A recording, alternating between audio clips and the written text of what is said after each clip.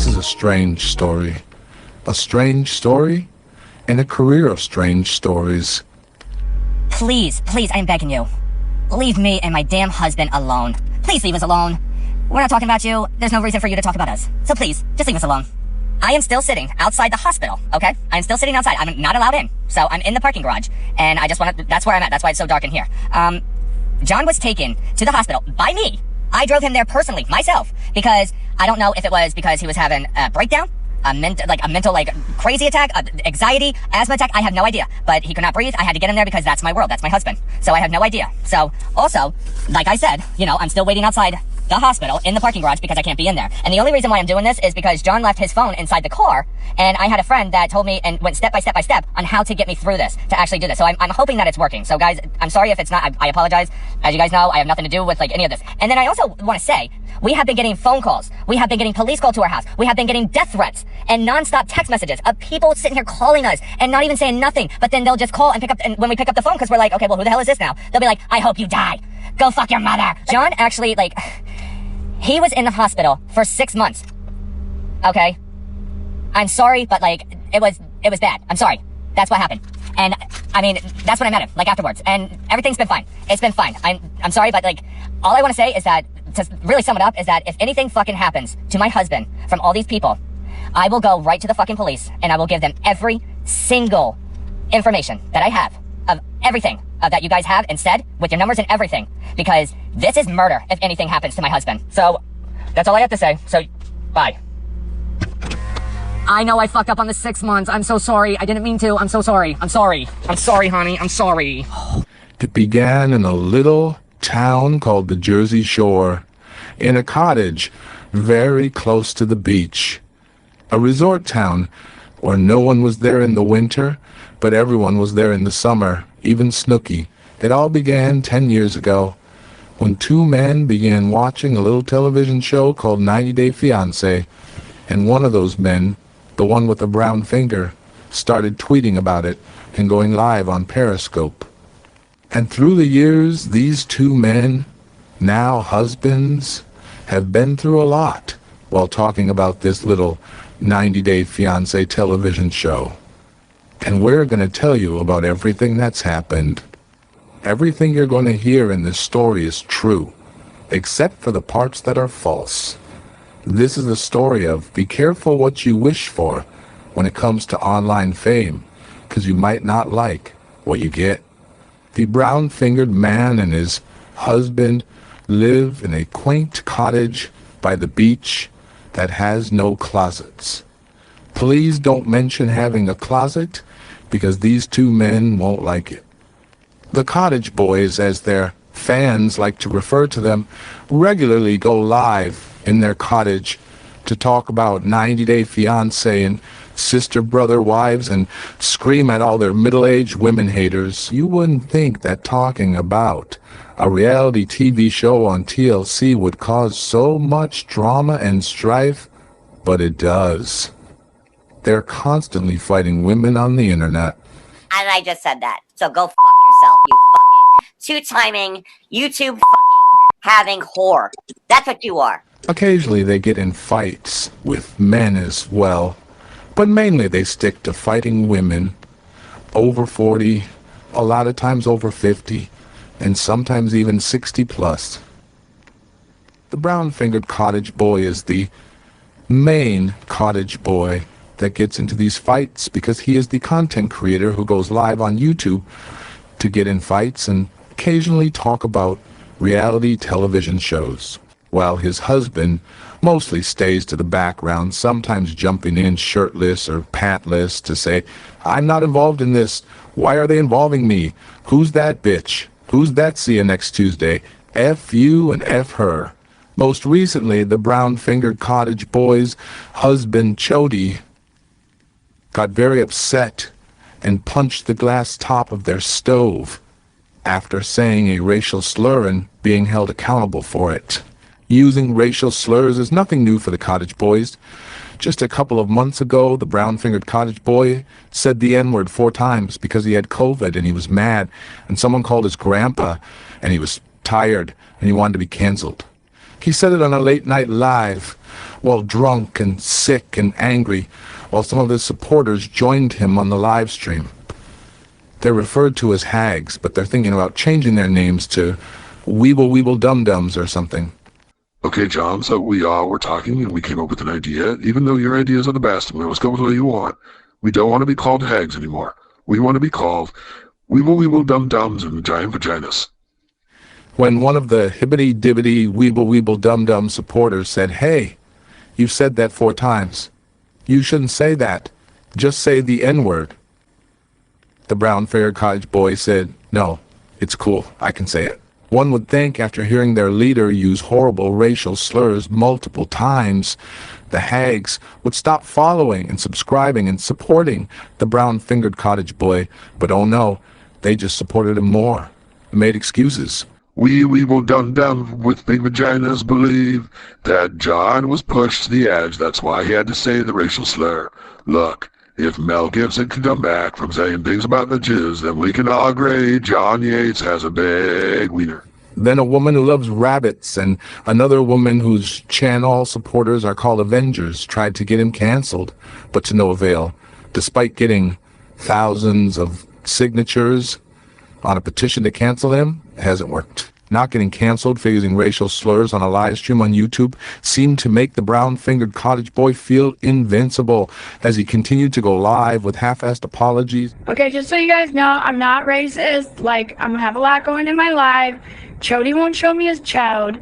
I had COVID. My grandpa died, and then he called me, and then someone called him, and then he died again. And tried to make friends with a black YouTuber named ATV. The only problem was the brown-fingered cottage boy had recently spread horrible rumors about ATV and now wanted him to teach him about the black experience or accept his apology or be his one black friend. Okay, UT, hot off the press, but 93 other people have said it. ATV likes to ride ponies while listening to genuines of My Pony and then watching My Little Ponies. What a pervert. ATV was as gracious as one can be after being accused of horrific things and then hearing someone say a racial slur and then call you up and say, "Hey, yeah, sorry about that thing, but we're cool, right?" Which means I'm cool with all black people, right? We're good, right? Okay. Then the brown-haired cottage boy did that thing that problematic white people do when they go around and say, "I can't be racist. This black person likes me. Hey, I got a black friend. How can I be racist if I have a black friend?" To which he then turned on almost all of his black friend. Like his friend Holly White, who had been a diehard supporter of his throughout the racial slur incidents and multiple other questionable racist things he's done. He then turned on her and said, "Hey, she borrowed $1,500 from some chick, and the chick she borrowed it from's name was Holly as well. And if she has a 6-figure job, then why does she have to borrow $1,500 to move across the country only to not pay the other Holly back and go to Las Vegas instead?" I mean, I'm just saying.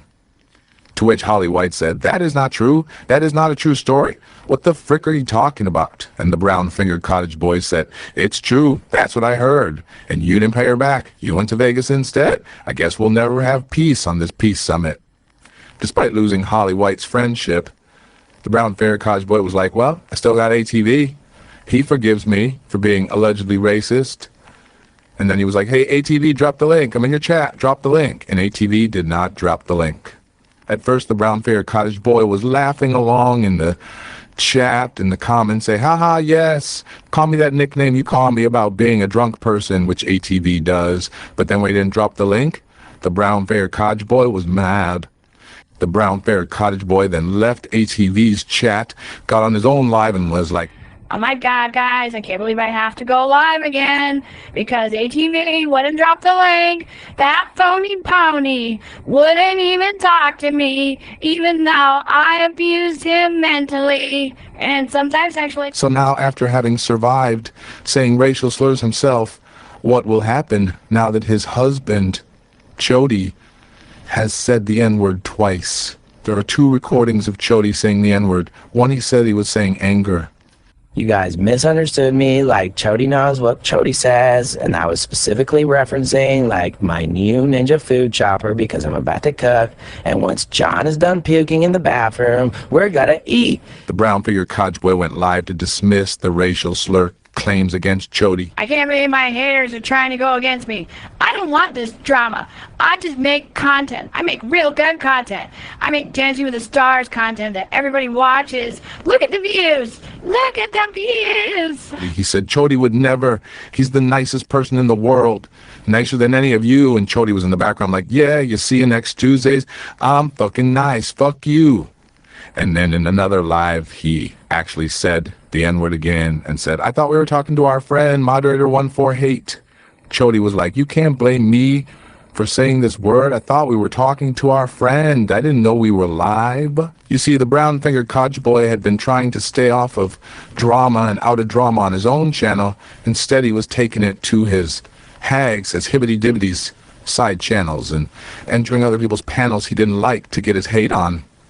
He became a frequent guest panelist on his nemesis, Sailor Moon's panel, where he would go on and scream and yell and foam at the mouth, and then she muted him, but he kept yelling, and ATV was there and some other people.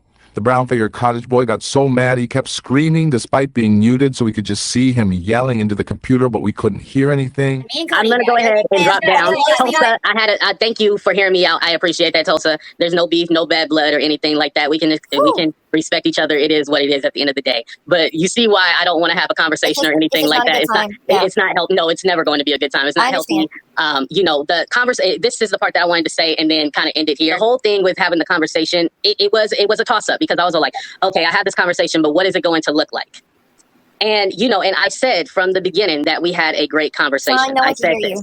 I said this. I was like, we had a great conversation and it was fine. I just didn't understand that. I was unaware that the conversation was going to be used so it can be like, hey, I have a token black friend. That's what the conversation was going to be used for. And it's very sad because the thing is that, he did apologize, but, it's all like, well, thank you for the apology, but it's more of like, I need to see the action. Now, because I did not let him up on my panel, this is when he got mad and did that live stream. I think it's titled Disgusting, if I'm correct.